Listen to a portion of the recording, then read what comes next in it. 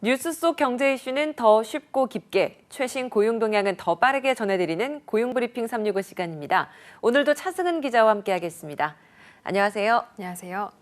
오늘은 어떤 이슈 준비해 오셨나요? 네, 일하면서 워라밸도 좋고요. 자아실현도 좋고요. 자신의 성장을 이뤄나가는 것도 좋지만요. 이 모든 건 바로 적절한 노동의 대가를 받는 데서부터 출발합니다. 그만큼 직장인에게 가장 기본은 그래서 얼마를 버느냐 이게 아닐까 싶은데요. 그렇죠. 내 벌이는 괜찮은 걸까? 남들은 얼마나 벌고 있을까? 궁금한 분들을 위해서 최근 공개된 3분기 직장인 연봉 분석 자료를 들고 왔습니다. 첫 번째 이슈픽에서 짚어봅니다. 오늘 이 방송 보면서 자신감을 얻는 분들도 있겠지만 마음의 상처를 얻는 분들도 있을 것 같아서 네. 저부터도 약간 좀 조마조마하면서 방송을 해봐야 될 것 같습니다. 자, 그럼 이제 막 입사를 한 사회 초년생부터 출발을 해볼까요? 네, 올 3, 4분기 수집된 연봉 데이터를 바탕으로 기업 정보 플랫폼에서 공개한 자료를 보면요. 1년차 직장인들의 평균 연봉은 3,396만 원으로 집계됐습니다.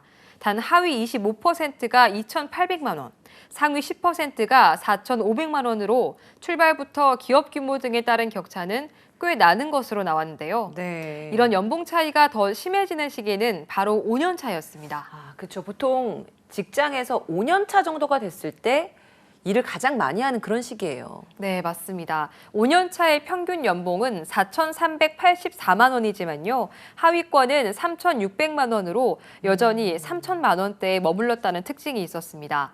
반면 상위권은 5,800만 원으로 큰 차이를 보였는데요. 조금씩 오르던 평균 연봉이 마의 5천을 돌파하는 시기는 8년 차였습니다. 이때 평균 5,042만 원의 연봉을 받았습니다. 네, 8년 차에도 상위권과 하위권 격차가 여전히 컸나요? 네, 물론 이때도 상위 10%는 6,500만 원을 기록해 전체 평균 대비 앞자리를 달리했습니다. 12년 차가 되면 평균 6,053만 원으로 6천만 원을 넘겼고요. 이때도 상위권은 이미 7,800만 원으로 8천만 원 가까이 연봉을 받았지만 하위권은 5,100만 원으로 가까스로 5천만 원을 넘겼습니다. 네, 직장 1년 차 때부터 기업의 규모에 따라서 출발선이 다르다 보니까 연차가 올라가도 상위권, 하위권 격차가 여전히 커지는 건데, 자, 그러면 이게 직무에 따른 연봉 차이도 있을 것 같아서요. 이 직무에 따른 연봉 차이는 어떻습니까? 네, 적성도 적성이지만 얼마를 버는지 역시 직업 선택에서 무시할 수 없는 요소일 텐데요. 네. 분석 결과 역시 돈을 다루는 일, 금융과 재무 쪽 직무의 평균 연봉이 4,966만 원으로 가장 높았습니다. 하위권과 상위권 간의 연봉 차이가 가장 큰 직무이기도 했는데 어느 정도냐? 하위 25%의 평균 연봉은 3,500만 원으로 낮았지만요. 상위권 평균은 6천만 원으로 독보적으로 높은 수준을 보였습니다. 이 밖에 또 다른 직군들도 궁금해요. 다른 직군들 연봉 차이는 어땠죠? 네, 경영과 기획이 2위로 높았습니다. 평균 4,667만 원을 기록했고요. 3위는 연구개발, 4위는 IT와 인터넷 직군, 평균 4,629만 원이었습니다. 상대적으로 디자인과 서비스, 고객 지원이 각각 3,822만 원과 3,377만 원으로 평균 연봉이 낮았고요. 유일한 3천대 직무로 조사됐습니다. 네, 연차와 직무별 평균 연봉을 알아봤는데요. 이직을 할 때도 기준점을 삼을 수 있을 것 같습니다. 네, 개인의 직무나 재직 중인 회사의 보수 단계에 따라 달라지는 게 큰 만큼 여러 요소를 고려해야겠죠. 현재 연봉의 시장 내 나 자신의 위치와 능력을 정확히 파악해 이직할 때도 연봉 협상 때 도움이 됐으면 좋겠습니다. 오늘 자료와 함께 통계청에서 내놓는 평균 연봉 자료도 함께 살펴봐도 도움이 될 것 같습니다. 네, 평균에 대해서 알려드린 겁니다. 평균은 평균일 뿐 현재 연봉이 썩 마음에 들지 않더라도 비교하고 좌절하기보다는 꿋꿋이 내 경력을 가꿔 나가는데 우선 집중해야 할 것 같습니다.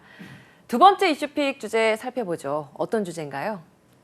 좁은 취업문을 통과하고서도 조직 문화나 회사의 비전 등이 맞지 않아 이직하는 경우가 늘고 있죠. 평생 직장 개념을 찾아보기 힘든 요즘이라지만 있는 동안이라도 즐겁게 열심히 일하려면 무엇보다 사내 조직 문화와 회사 처우 등이 맞아야 하는데요. 면접 경험이 많은 구직자들은 면접 분위기와 태도에서부터 옥석 가리기가 필요하다고 조언합니다. 그래서 두 번째 이슈픽 주제는 한 기업 정보 플랫폼에서 40만 개가 넘는 사례자들의 리뷰를 통해 내놓은 나쁜 회사들의 면접 특징을 준비했습니다. 네. 현직 또는 전직으로 해당 회사에 근무한 이력이 있어야만 평점을 매길 수 있는 시스템이라 신뢰할 자료입니다. 그런 시스템에서 이루어진 거라면 평점이 곧 과학일 수도 있겠어요. 면접이 구직자에게도 첫인상이만큼 중요하지만 기업 역시도 그 자리가 그 면접을 보는 그 직장인, 구직자에게 첫 면접이 되는 그런 상황인 거 아니겠습니까? 나쁜 회사들, 어떤 공통점이 있었나요?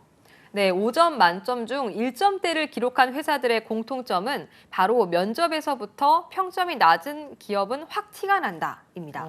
1점대 기업을 경험해본 직장인들은 그 이유에 대해 무례함을 가장 먼저 꼽았는데요. 네, 무례함. 리뷰에 따르면 면접을 보러 온 사람을 존중하지 않는 사람이 과연 동료를 존중하겠느냐고 그렇게 말했습니다. 네, 회사가 면접자에게 무례한 경우라고 한다면 대부분 면접 질문에서도 좀 많이 티가 날 것 같아요.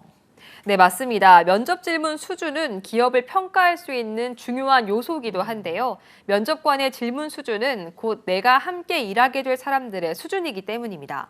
특히 면접관이 개인사를 늘어놓거나 회사 자랑을 하느라 바쁜 경우도 1점대 회사의 특징이었습니다.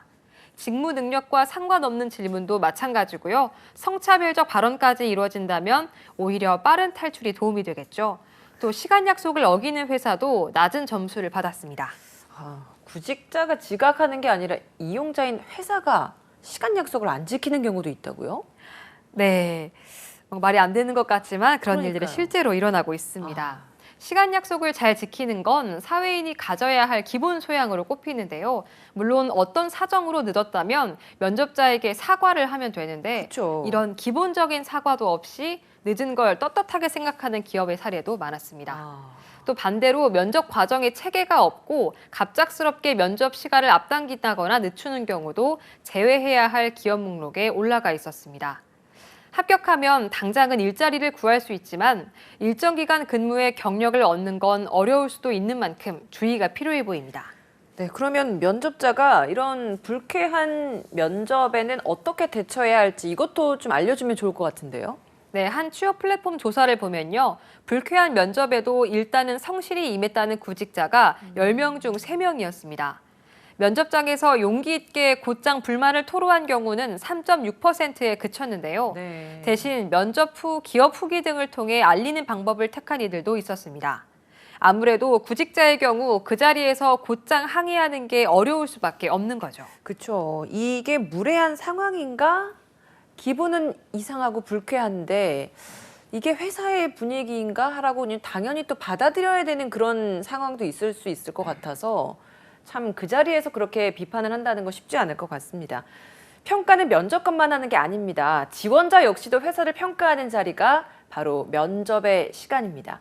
일부 불쾌감을 유발하는 면접관들은 무례함은 재정비를 할 필요가 있어 보입니다. 오늘도 차승은 기자와 함께했습니다.